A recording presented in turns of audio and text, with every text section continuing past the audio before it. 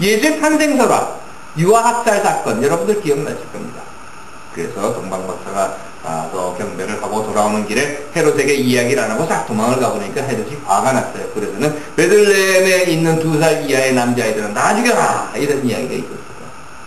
그럼 이 이야기 역시 마태에만 있습니다.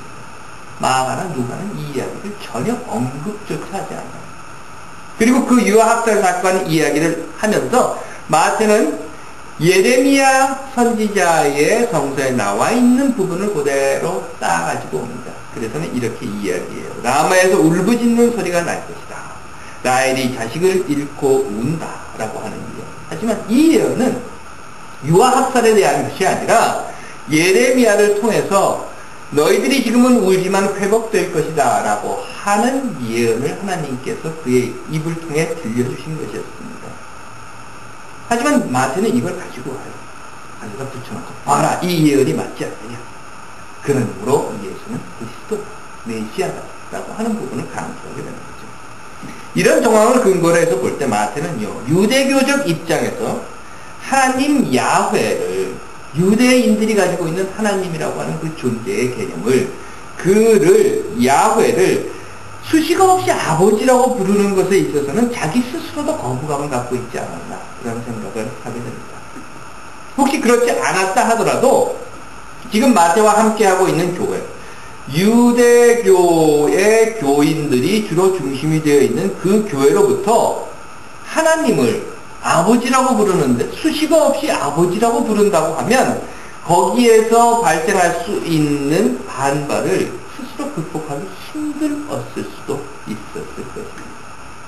그 결과 마태는요, 아버지라는 호칭, 또한 유대교적 사고와 절충점을 찾기 위해서 거기에서 발생될 수 있는 거부나 반발을 막기 위해서 아버지라는 호칭 앞에 무언가 좀 구분점을 놓아야 했던 것 같습니다. 그 결과가 무엇이었냐면 아버지는 아버지인데 하늘에 계신 아버지다. 이렇게 만든 것은 아닙니다. 어떤 분이 그런 이야기를 하셔요. 미국에 와보니까 역시 큰 나라는 큰 나라고 합니다. 그래서 사람도 크고 차도 크고 집도 크고 햄버거도 크고 콜라도 크고 커피잔도 크고. 여기서 커피 드시다가 한국에 가셔서 커피잔을 딱 받으면 에헤 이게 뭐야 이런 생각 드셔요. 그것만 큽니까? 여러분들 가게에 가보시면 풋고추도 커요. 또 그런가 하면 그분 이야기에 따르면 미국이 한국보다 하늘이 크답니다. 하늘이 커요. 여러분들 그런 생각 하셨어요? 그런데 이해는 될 수 있어요. 왜냐하면 한국의 도시에 사시면 또는 한국은 산이 많잖아요. 그러니까 하늘을 볼 수 있는 공간이 적죠. 미국은 특히나 이쪽 지방에는 그렇게 산이 많지 않아요. 하늘을 볼 수 있는 이 폭이 넓습니다. 그래서 미국은 하늘도 크다 뭐 이렇게 생각하실 수는 있을 거예요. 하지만 그것이 크게 보이든 작게 보이든 하늘은 하늘인데 하나님을 그 하늘에 올려놓은 것, 그것은 구분된 하나님의 의미라는 거예요. 그리고 지금은 볼 수 없고 지금은 가려져 있고 지금은 알 수 없는 어떤 존재로 하나님을 만들어버린 것이 아닌가, 저는 생각합니다. 하늘에 가면 볼 수 있지만 땅에서는 볼 수 없는 너희 아버지, 그분이 하늘에 계신 아버지. 기억나십니까? 오래전 이야기예요. 유리 가가린이라고 하는 사람이 있었죠. 최초의 우주 비행사, 구소련의 조종사였다가 우주 비행사가 된 사람입니다.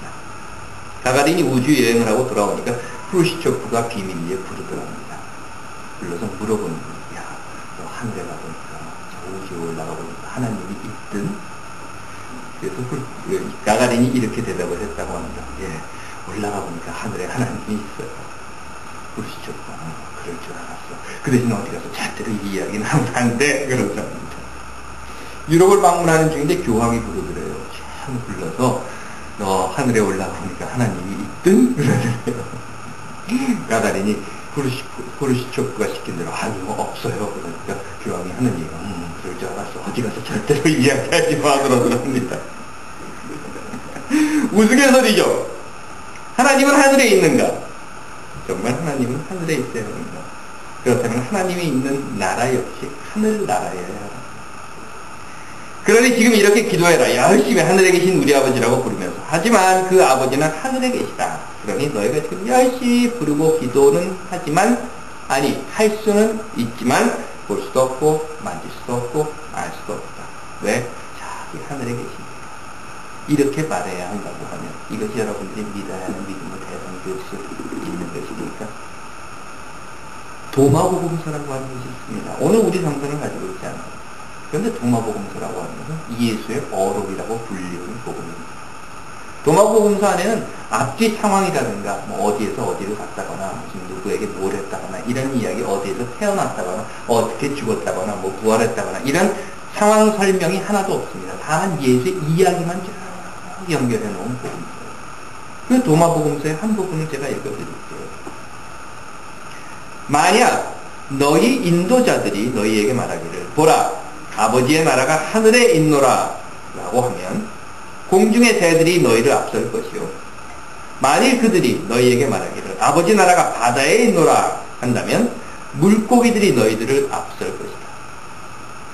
차라리 그 나라는 너희 안에 있으며 또 너희 바깥에 있느니라 라고 예수가 말했다는 것을 도마복음서에서는 나타내 보이고 있습니다.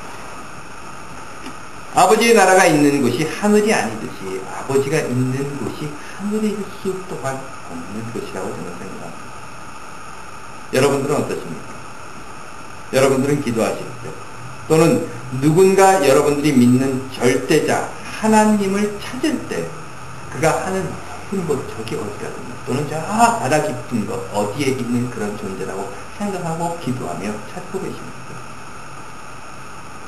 우리가 잘 알고 있는 동학교주 쇼지우 선생은 인내천이라고 하는 사람을 이야기합니다.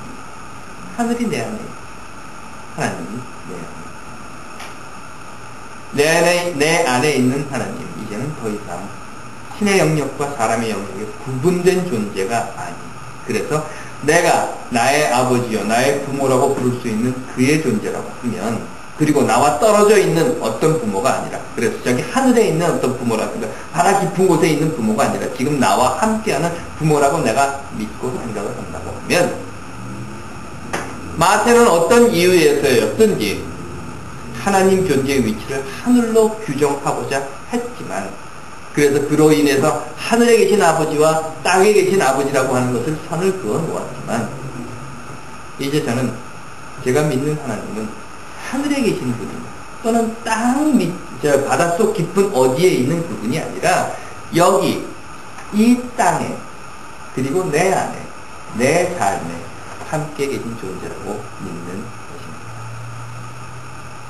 하나님께서 사랑하시는 여러분들의 믿음의 고백은 어떠십니까?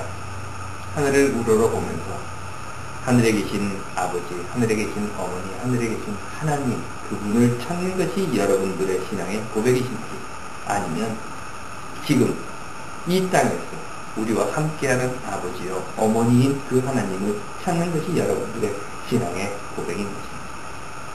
그건 여러분들이 정하셔야 합니다. 함께 기도하겠습니다. 지금 우리와 함께 하시는 하나님, 우리 안에 있는 하나님, 그리고 우리 안에 있는 하나님 나라를 찾게 하옵소서. 예수님 이름으로 간절히 기도드려옵나이다.